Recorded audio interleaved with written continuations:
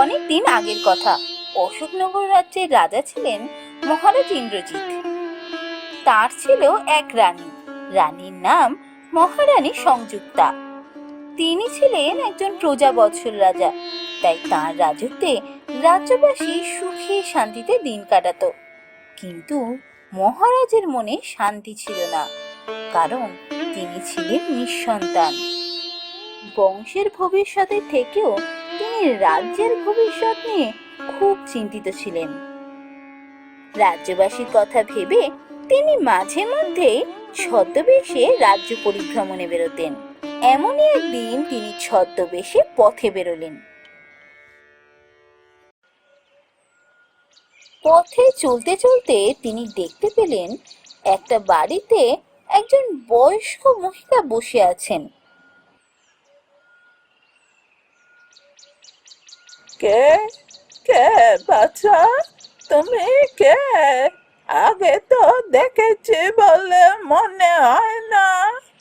না, আপনি আমায় দেখেননি। আমি এখানে নতুন। আপনাকে এখানে একা বসে থাকতে দেখে আপনার কাছে এলাম। আপনি কি এখানে একাই থাকেন? হ্যাঁ বাচ্চা, আমি এখানে একাই থাকি। কে আর সাথে থাকবে বলো? একটাই মেয়ে, তার বিয়ে দিয়েছি। সে অনেক দূরে থাকে, মাঝে মধ্যে আসে। তোমার একা থাকতে অসুবিধা হয় না? না বাচ্চা, অসুবিধা হবে কেন? আমাদের মহারাজ খুব ভালো। মন্ত্রী মশাই আমাদের ঘরে ঘরে এসে আমাদের খোঁজ নিয়ে যায়, যা দরকার সব দিয়ে যায়। কোনো অসুবিধা হয় না বাচ্চা। তাহলে তোমরা সবাই মহারাজের রাজত্বে খুব সুখেই আছো বলো? আমরা তো সুখেই আছি, কিন্তু মহারাজের মনে শান্তি নেই জানো বাচ্চা। মহারাজের তো ছেলে পুলে নেই, তাই খুব দুঃখ। বুড়িমার মুখে এই কথা শুনে মহারাজের মনে খুব কষ্ট হলো। আমার মহারাজের কথা ভাবলে খুব কষ্ট হয়। শেষ পর্যন্ত মহারানী কিনা বাঁচা হলো। উনি তো আরেকটা বিয়ে করলে পারেন। রাজারা কতগুলো করে বিয়ে করেন, আমাদের মহারাজের তো একটাই রানী। উনি আরেকটা বিয়ে করলে ওনার ছেলে পুলে তো হবে। বুড়িমার মুখে মহারানী সম্পর্কে এমন কথা শুনে মহারাজের বেশ রাগ হলো। তিনি কিছু না বলে ওখান থেকে চলে গেলেন।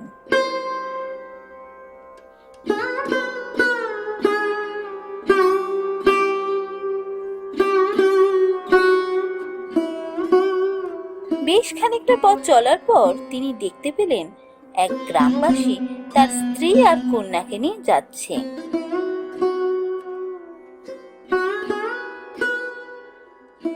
এরা কত গরিব, এদের কাছে কিছুই নেই, অথচ এরা কত সুখী। আমার কাছে সব আছে, ধন প্রতিপত্তি, অথচ আমার ঘরে সুখ নেই। আমার জন্য রানীকেও কত কথা শুনতে হয়। এটা আমারই কর্মফল। আমি নিশ্চয়ই কোনো কালে কোনো পাপ করেছি, তারই শাস্তি দিচ্ছেন ভগবান। আমি আর এখানে থাকবো না। আমি আর রাজ্যে ফিরে আসবো না কোনোদিনও। আমি বনে চলে যাই, আমার আর ভালো লাগছে না। আমি এবার থেকে জঙ্গলে গিয়ে সন্ন্যাস জীবন যাপন করবো।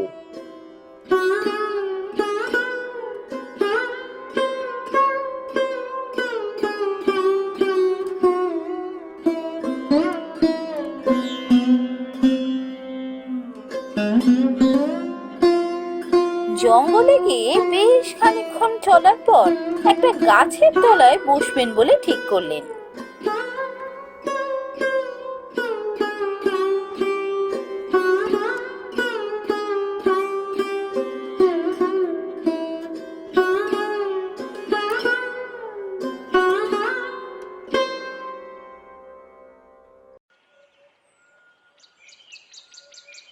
এই জঙ্গলের পরিবেশ কত মনোরম, মনটা শান্ত হয়ে গেল। কি সুন্দর চারদিকে পাখির কলরব। এই জায়গা ছেড়ে আর যেতে ইচ্ছা হচ্ছে না। আমি এখানেই একটা কুটির করে থাকবো। রাজ্য ছেড়ে মহারাজকে কি জঙ্গলে মানায়?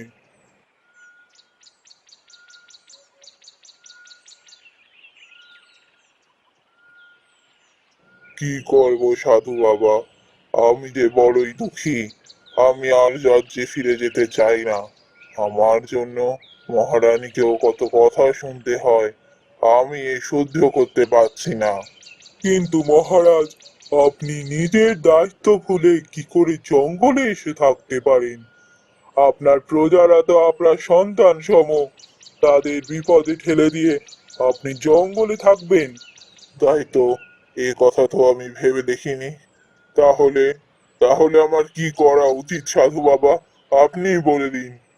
আপনার ভাগ্য সুপ্রসন্ন। আমি স্পষ্ট দেখতে পাচ্ছি খুব শীঘ্রই আপনার ঘরে সন্তান আসবে। আপনি সত্যি বলছেন সাধু বাবা? আমি তাহলে রাজ্যে আজই ফিরে যাব।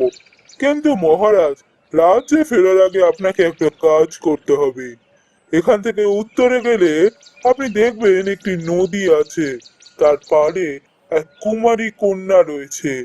তাকে আপনাকে বিবাহ করতে হবে, সেই আপনার সন্তানের মা হবে। তার মানে আপনি আমায় দ্বিতীয়বার বিবাহ করতে বলছেন? না না, এ সম্ভব নয়। আমি রানীকে ছেড়ে দ্বিতীয় বিবাহ করতে পারবো না। রাজ্যের ভবিষ্যতের কথা ভেবে আপনাকে এই কাজ করতে হবে মহারাজ। একজন রাজা হয়ে আপনি শুধু নিজের কথা ভাবতে পারেন না। আমি এবার আসি। ঠিকই তো, সাধু বাবা তো ঠিক কথাই বলে দিলেন।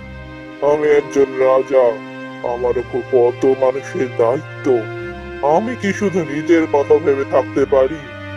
না না, আমাকে দ্বিতীয়বার বিবাহ করতেই হবে। মহারাজ সত্যিই নদীর তীরে গিয়ে দেখলেন একজন অবিবাহিত কন্যা সেখানে দাঁড়িয়ে আছে। তুমি কে? তোমার নাম কি?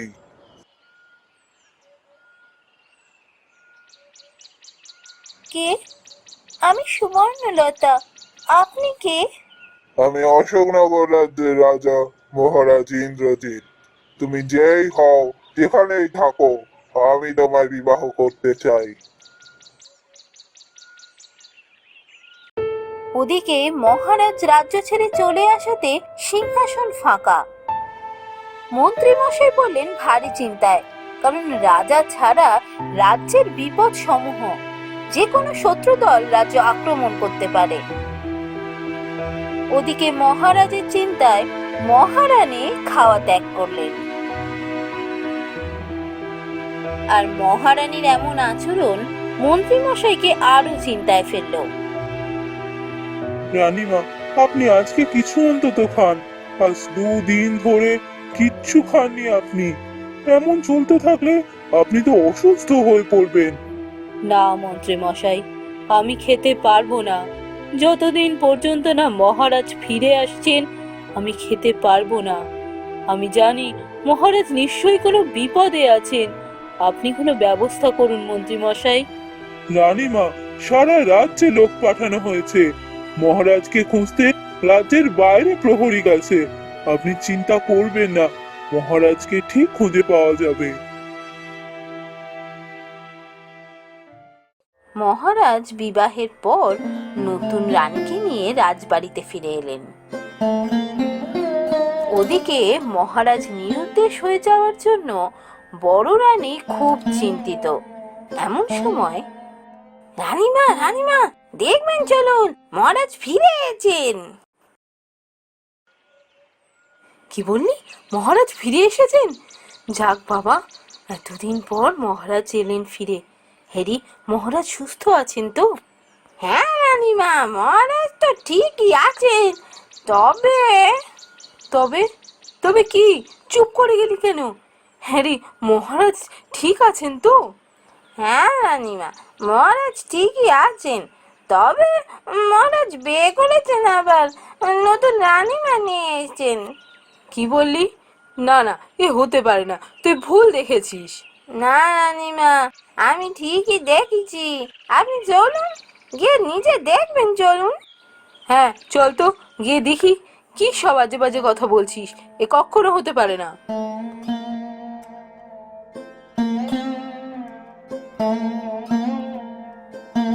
অন্দরমহল থেকে বাইরে এসে মহারানী দেখলেন যে দাসী ঠিকই বলেছিল, মহারাজ সত্যিই নতুন বিবাহ করেছেন। বড় রানীকে দেখে তাকে কি বলবেন মহারাজ কিছু বুঝতে পারলেন না, তাই উঠে দাঁড়িয়ে লজ্জায় মাথা নিচু করে নিলেন। মহারাজকে দেখে বড় রানী সব বুঝতে পারলেন, সন্তান না হওয়ার জন্যই মহারাজকে দ্বিতীয়বার বিবাহ করতে হয়েছে। মহারাজের কথা ভেবে তিনি ঠিক করলেন তিনি মহারাজকে কিচ্ছু বলবেন না। এ কি, ছোট রানী এভাবে বাইরে বসে আছে কেন? ওকে কেউ অন্দরমহলে কেন নিয়ে যায়নি? ছোট, চ ভেতরে চ। এতটা পথ এসেছে, ওর বিশ্রামের প্রয়োজন। চ ভেতরে চ।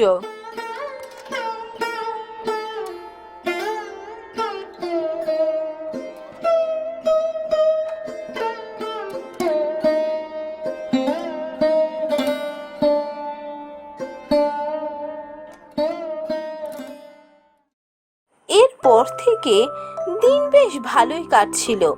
বড় রানী আর ছোট রানীর মধ্যে খুব বন্ধুত্ব। তারা সারাটা দিন একসাথে থাকে, মিলেমিশে গল্প করে তাদের দিন কেটে যায়। কিন্তু দ্বিতীয়বার বিবাহ করেও মহারাজের সমস্যার কোনো সমাধান হলো না। মহারাজের ঘরে সন্তান এলো না। এর মধ্যে রাজ্যে আর এক বিপদ উপস্থিত।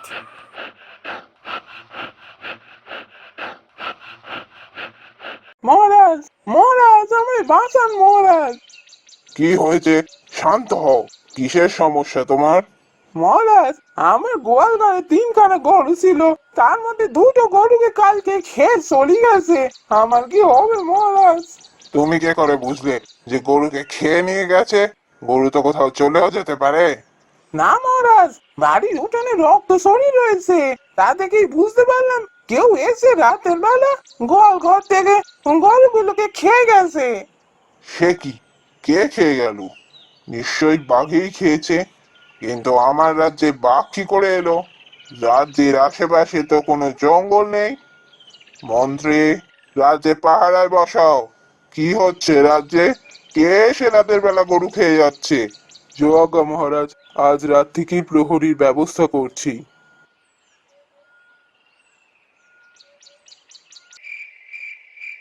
সেই দিন রাতে প্রহরী পাহারায় বসলো।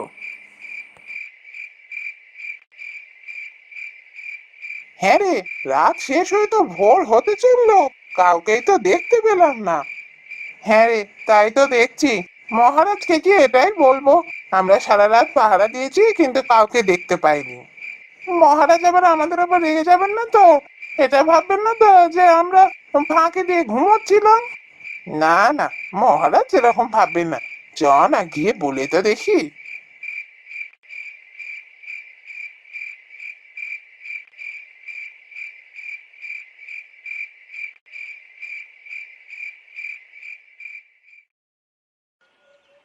কিন্তু পরের দিন আবারও এক রাজ্যবাসী এসে মহারাজের কাছে নালিশ করলো। মহারাজ, মহারাজ, আমার সব শেষ হয়ে গেল মহারাজ। আমি এবার কি করবো মহারাজ? আপনি আমার বাঁচান মহারাজ। শান্ত হও। কি হয়েছে সব খুলে বলো আমায়। মহারাজ, আমি গরিব মানুষ, আমার একটা মাত্র গরু ছিল। কাল রাতে কে জানি এসে সে গরুকে খেয়ে চলে গেছে মহারাজ। আমার এবার কি হবে মহারাজ? ওই একটা গরু দুধ বেচেই তো আমার দিন চলতো। আমার এবার কি হবে মহারাজ? আপনি আমার বাঁচান। মন্ত্রী, কাল রাতে রাজ্যে প্রহরী ছিল না? তা সত্ত্বেও এমন কাজ কি করে হয়? মহারাজ, কাল রাতে সারা রাজ্যে প্রহরী পাহারা দিয়েছে, কিন্তু প্রহরীদের চোখে কিছুই পড়েনি মহারাজ। সে কি? সারা রাত প্রহরী পাহারা দিয়েও কিছুই দেখতে পেল না? ঠিক আছে, আজ রাতে আবার সারা রাজ্যে প্রহরী বসান। জো আজ্ঞা মহারাজ। মন্ত্রী মশাই, যত শীঘ্র সম্ভব রাজ্যবাসীর ক্ষতিপূরণের ব্যবস্থা করুন। জো আজ্ঞা মহারাজ।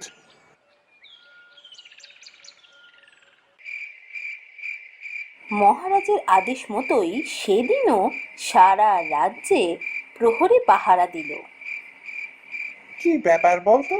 আজও তো এতক্ষণে কিছুই দেখতে পেলাম না। তাই তো দেখছি, আজও তো কিছুই দেখতে পাচ্ছি না। ওদিকে রোজই কেউ না কেউ গিয়ে মহারাজের কাছে নালিশ করছে যে তার ঘরে গরু কেউ খেয়ে চলে গেছে। আমরা যে কি করি!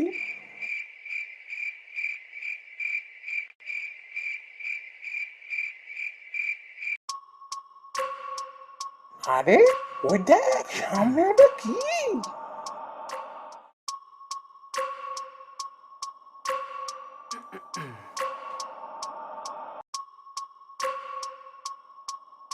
এই তো এখানে একটা পশু পেয়েছি, এটাকেই খাই। বড্ড খিদে পেয়েছে, আজ একটা খাবারও পাইনি, একেই আগে খাই। ওরে বাবা রে, এতে দেখছি রাক্ষসী! চ চ, পালাই পালাই, একে মানে আমাদের কাজ নয়। মহারাজকে গিয়ে সব কথা বলি, চ এক্ষুনি চ।